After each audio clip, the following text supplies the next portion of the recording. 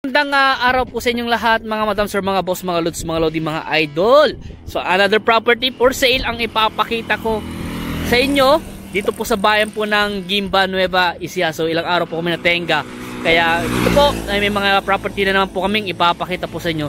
So itong property po na to ay 1,000 square meter po ang kanyang sukat at nakaalong National Highway Guimba Victoria Road po ang road po ng property nito.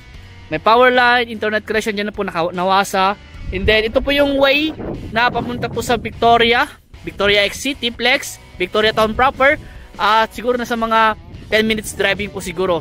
And then ito naman po yung way na papunta po ng town proper po ng Guimba, Nueva Ecija. So mga estimate ko mga ilang minutong driving lang po siguro sa town proper ng Guimba. And then ito na po yung property na binibenta, 1,000 square meter po. Ayan, simula po dito. Ito. Ano, nasa mga 10 kilometers po yung layo po niya sa Victoria. Ayan. Sa Guimba siguro mga ilang boss? 4 kilometers na sa Guimba, town proper. So dito po mag-start yung property, diretso po yan. Hanggang doon po sa may malapit sa may kahoy po na yon. Gaganoon po siya hanggang dito po. So 1,000 square meter po ito na ang presyo po niya is 2 milyon. Ito po ay solo title na boss.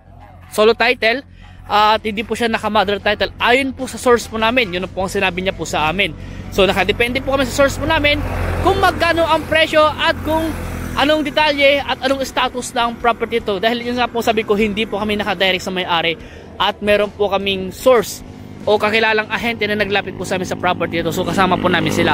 So hanggang dito po, hanggang dito sa may pilapil na ito, diretso po yan hanggang doon sa may kahoy po na yan, pagkaroon na po siya. So ang sukat po ng property na ito ay rectangular po siya. Ayan po.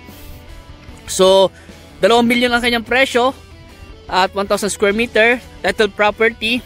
At hindi lang po nasabi ng aming source kung tax updated. Pero kung hindi po siya tax updated ay babayaran po ng seller yung kanyang milyar kung sakaling hindi siya tax updated po. At pag-usapan nyo lang din po ni seller yung obligasyon po ng bawat isa regarding po sa property na ito, para magkaliwanagan po. So ito po ay ulitin ko, liganit po dito sa bayan po ng Guimba, Nueva Ecija. Nasa mga 10 kilometers lang po ang layo po niya sa town proper ng Victoria. Sa town proper naman po ng Guimba ay sa 4 kilometers po. So hindi na ako makapunta dun dahil maputik na. So flat terrain, patag. Ayun po, may mga cell site naman po dito. May mga kabahayan po dyan. Ayan po yung highway. Ayan po, 2 lane. At power line, internet kasi nandyan, tsaka mga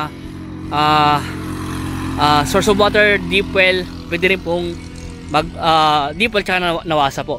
And then ito po ay ideal po itong property na to for commercial po. Pwede kayong magtayo ng gasoline station, hardware, o anong mga business na pwede po dito na pang commercial po. At sa mga naghanap po yan na gustong magtayo ng kanilang mga business, pwede po ito.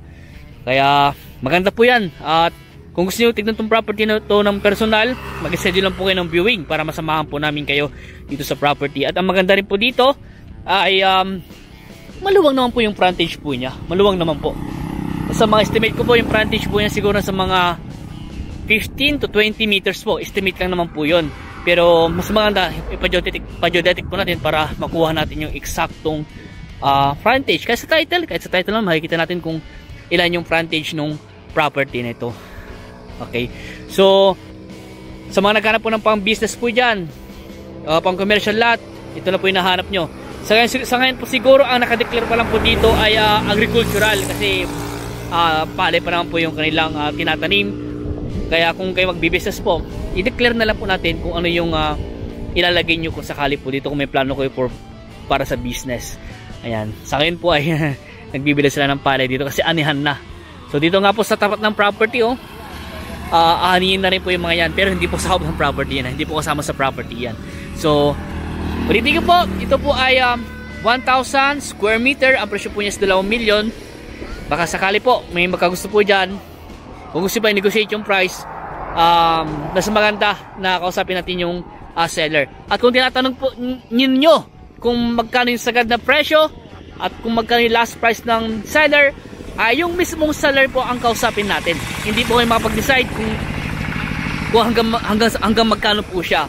Mas maganda, ito po ang gawin natin. I-view nyo po muna ng personal tong property nito, and then kung nagustuhan nyo po at interested kayo sa property nito, kausapin natin yung seller po ng personal para mapag-usapan nyo po yung presyo, and then kung magkasundo kayo, pag-usapan din po ninyo yung obligasyon po ng bawat isa. Ayan. So, kung may ibang katanungan po kayo, tawag lang po kayo sa akin. Naka-flash naman po sa screen yung aking contact number. Ayan. So, please, follow and subscribe para sa ibang mga property po na iba-vlog po namin. So, maraming salamat po and God bless.